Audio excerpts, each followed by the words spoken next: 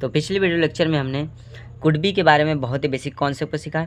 आज के video lecture में हम कैन बी के बारे में बहुत ही बेसिक कॉन्सेप्ट को सीखेंगे कि किस तरह से कैन बी के सेंटेंसेस को बनाते हैं। तो सबसे पहले इसके पहचान की तरफ चलेंगे। तो जो इसका पहचान होता है, पहचान सकता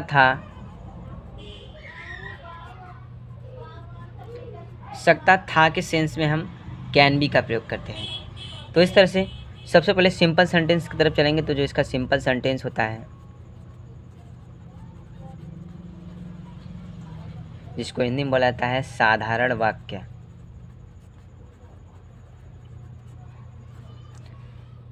तो सबसे पहले यहाँ पे हम स्ट्रक्चर की तरफ चलते हैं। स्ट्रक्चर से हमको बहुत ही ज़्यादा सीख मिलती है। तो जो इसका स्ट्रक्चर हो जाएगा,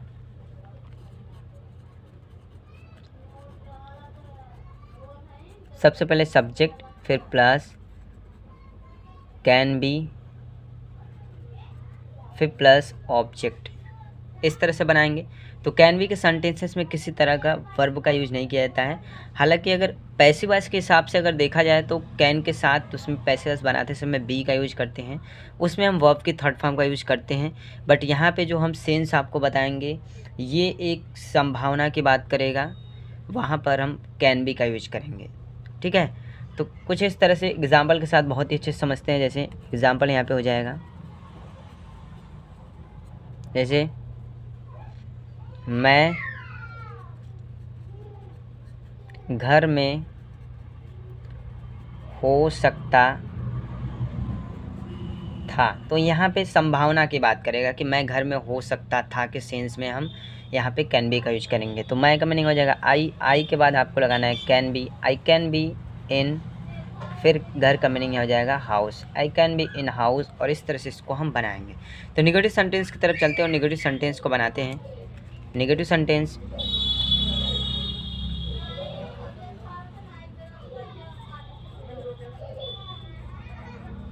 जिसको हिंदी में बोला जाता है नकारात्मक वाक्य।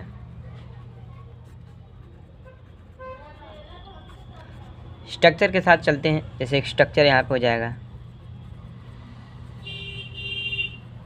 सबसे पहले यूज करना है सब्जेक्ट, फिर प्लस कैन। कैन के बाद हमको यूज करना है नॉट। नॉट के बाद हमेशा बी का यूज करना है, फिर प्लस ये हो जाएगा ऑब्जेक्ट। तो एग्जाम्पल के साथ बहुत ही अच्छे से समझते हैं। जैसे एग्जाम्पल हो जाएगा, तुम लोग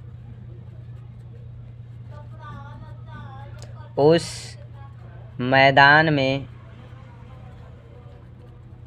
नहीं हो सकते थे। इस तरह से इसको बनाएंगे। तो सबसे पहले हम तुम लोग का मीनिंग लिखेंगे, जो कि हमारा सब्जेक्ट है।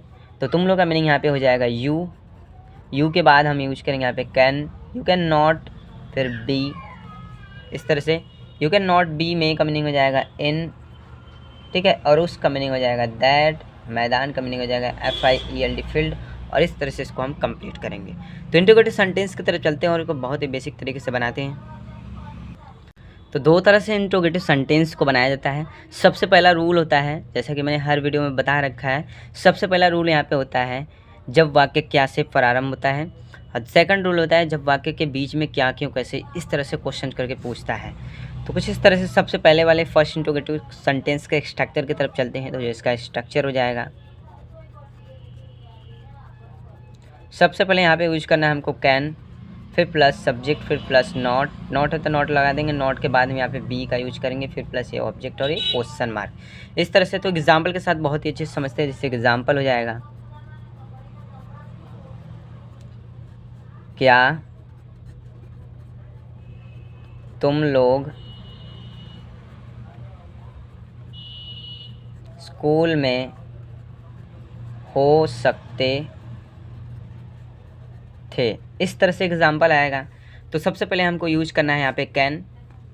यहाँ पे हम लगा देंगे कैन, फिर प्लस सब्जेक्ट का मतलब होता है तुम लोग, यहाँ पे जो है ये सब्जेक्ट के रूप में है। तो इस तरह से कैन यू, उसके बाद नॉट नहीं है तो सीधा बी, कैन यू बी। अब मे का मीनिंग हो जाएगा इन, अब ये हो जाएगा स्कूल, SCHOOL। इस तरह से इसको क्वेश्चन मार्क लगा के बनाएंगे। तो सेकंड इंट्रोगेटिव सेंटेंस की तरफ चलते हैं। जो सेकंड इंट्रोगेटिव सेंटेंस होगा, दूसरा स्ट्रक्चर की तरफ चलते हैं डायरेक्ट। सबसे पहले यहाँ पे हम यूज करेंगे WH वर्ड, फिर प्लस कैन, फिर प्लस सब्जेक्ट, फिर प्लस नॉट है तो नॉट, फिर प्लस यहाँ पे बी, फिर प्लस ये ऑब्जेक्ट और एक क्वेश्चन मार्क, और इस तरह से इसको बनाएंगे। तो एग्जाम्पल के साथ बहुत ही अच्छे से समझते हैं। जैसे एग्जाम्पल हो जाएगा यहाँ पे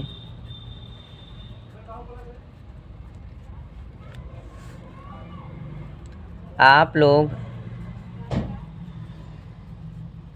इस दुकान में कैसे हो सकते थे, इस तरह से क्वेश्चन मार्क।